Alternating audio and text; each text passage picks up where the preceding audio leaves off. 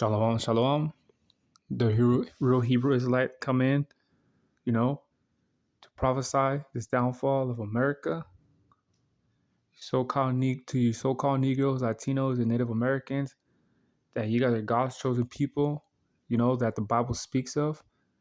I want to give all praise and glory to YAHAWAH, Bahashim, Yahushai, Bahashim, Rakakadash. And if I didn't say double honors to the apostles of Great Millstone, double honors to those men and the elders, though. So with that, I was watching this movie. I haven't watched it in a long time, but it's called A Day Without a Mexican. And I don't know what year it came out though, but I remember when it came out, I was a kid though. I wasn't so little, I was old enough to remember, this movie though, and watching it though. And I remember I just recently watched it again. And it's real spiritual. Because this movie's based. I mean, you could watch it on YouTube for free though. That's how I watched it. It's called A Day Without a Mexican. And so Issachar and Zebulon, this movie literally just took in California, right? That all of a sudden, Issachar and Zebulon disappeared, you know, and they just here in California they disappeared, So these Edomites, mostly the majority of Edomites, started stressing because who's the one that works in the fields?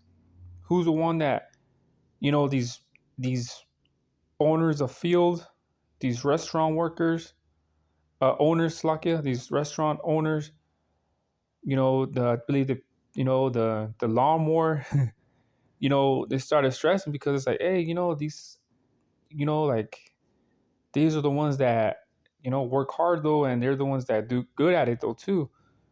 So it became an issue though. So it's a good movie though, to see though how much of an impact that Issachar and Zebulon do.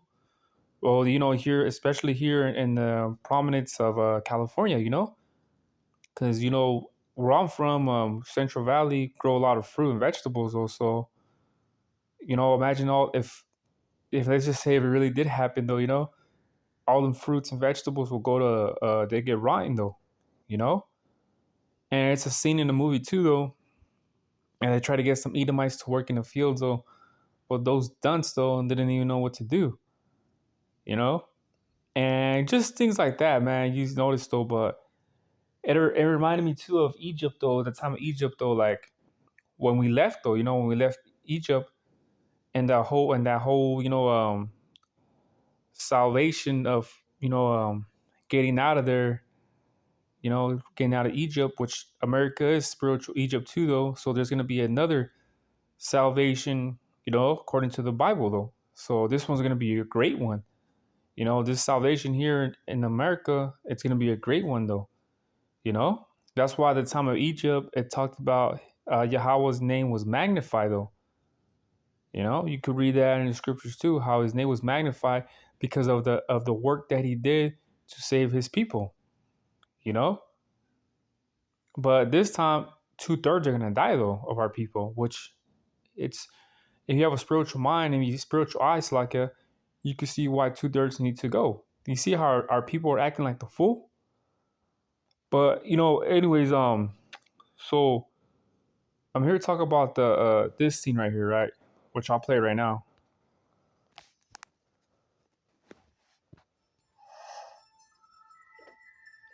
See, you could answer California. The sombrero, a friendly, familiar image, but now you can see for yourselves that the image is clearly a proud and nostalgic, perhaps, rendering of what they once knew.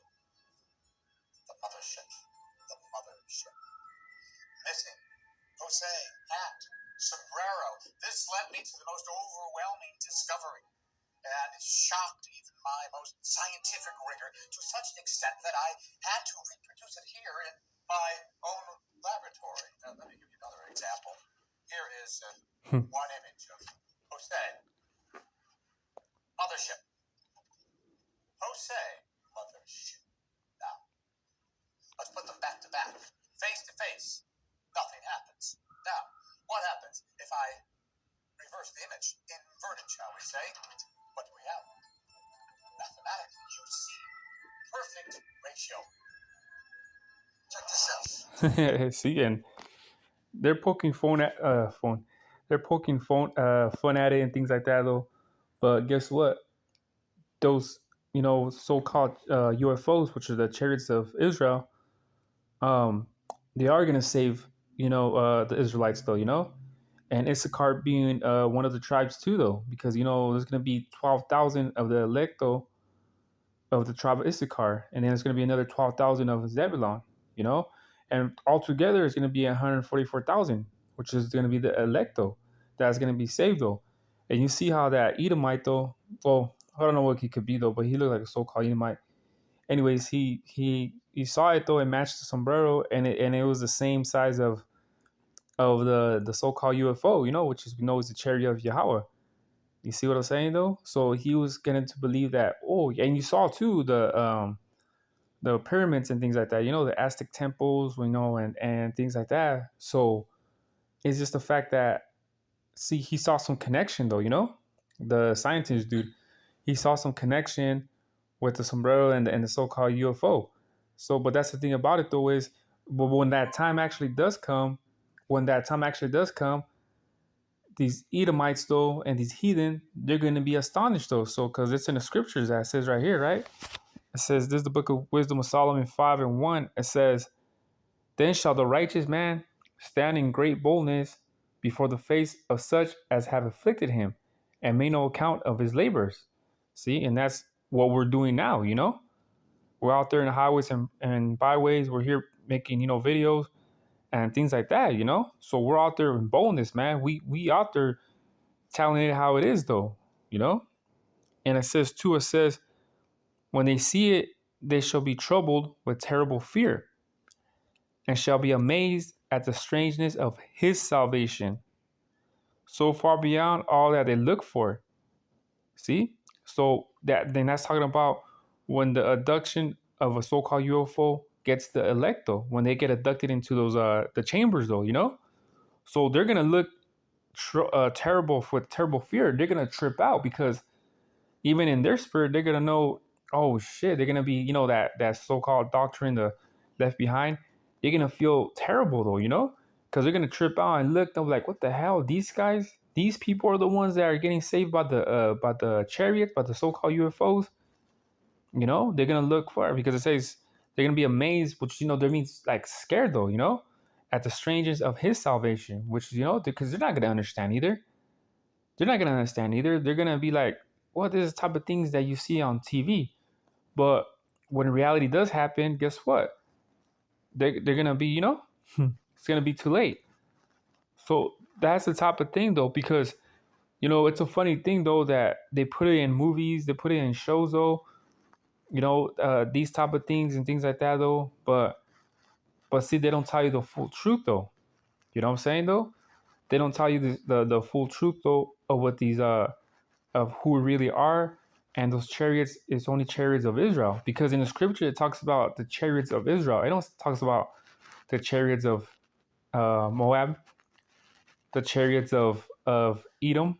There's no, what I mean. You type that in, you're not gonna get that. It only talks about the chariots of Israel. You know, because we have a spiritual connection with them chariots, though, man.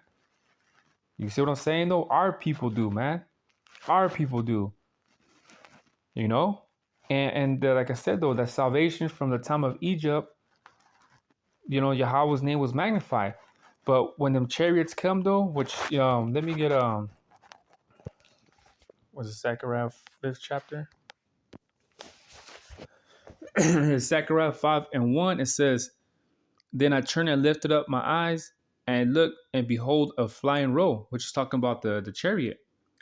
And he said unto me, what seest thou? And I answered, I seen a flying roll. The length thereof is 20 cubits, and the breadth thereof 10 cubits. Then said he unto me, this is the curse that goes forth over the face of the whole earth. So what? Let's say a roll, right? Like a scroll.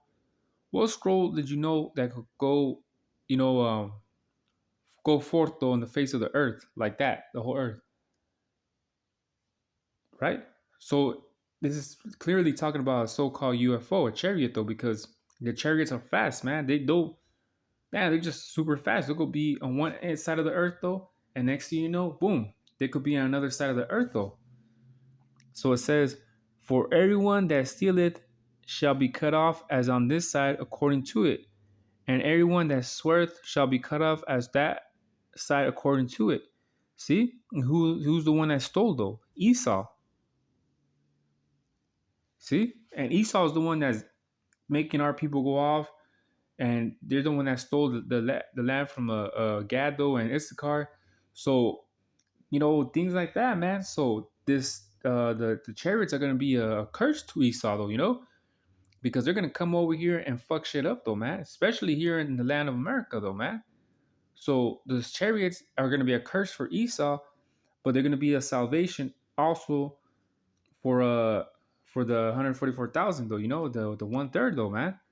You see what I'm saying, though? Because that's the thing, though. So when them chariots come, though, they're gonna do a whole lot of killing, though. You know, they're gonna do a whole lot of killing, and that's the thing about it, though. So they ain't gonna want to talk about that. They ain't gonna want to talk about how these chariots are gonna come and do a whole lot of killing, though, because that's the thing about it, though, man. Because for them, these chariots are cursed, though, man. So they just want to keep our people into believing to tell them pretty much, oh, they're UFOs. We don't know what they are, though. Keep our people thinking that they don't even know. And that's the thing about it, though, man. So, because if you would have told our people, say, broadcasted in national news, though, that these so-called UFOs are chariots of Israel, and you guys are the Israelites, shit, our people are stiff necked too, man. They ain't gonna believe it either. But imagine you giving that information though to our people, man. You're gonna be like, what? We have a connection to those UFOs, things like that. How? So it'll probably stir up probably stir some things up though, man. But Esau is just keeping it as, oh, we can't tell you what they are, man. Which they really can't though. But the men that are spiritual, of Yahawah Shem Shai, we could tell you what they are, man. Because they're in different shapes and sizes, though, man. They could get big, small. This is the Most High's chariots, though. They could do whatever he wants with them. And it's the angels that are driving these. So like, yeah, these angels are the ones mobilizing these chariots, though, man. You read the first chapter of Ezekiel, it tells you right then and there. So this is Isaiah 66:15. It says, "For behold, the Most High will come with fire and with his chariot, see, like a whirlwind, to render his anger with fury and rebuke his flames of fire." See, that's gonna be the lasers, though, man. They're gonna be doing a whole lot of killing. Like, for example, the scene of War of the Worlds. Well, I just seen the one that came out 2005 though with Tom Cruise though. When those I don't know what it was, like lightning or something hit the ground, and next thing you know, these pods, though, tripods, whatever, started coming out of the ground, and they started zapping people though, and the people turned into dust. This is what it's talking about, man. So it's gonna be a whole lot of killing though. That says, because it's talking about, and with his chariots like a whirlwind. Whose chariots though? The so-called UFO going to what is it? I know Psalms, I believe it's 104 and that 5, I think.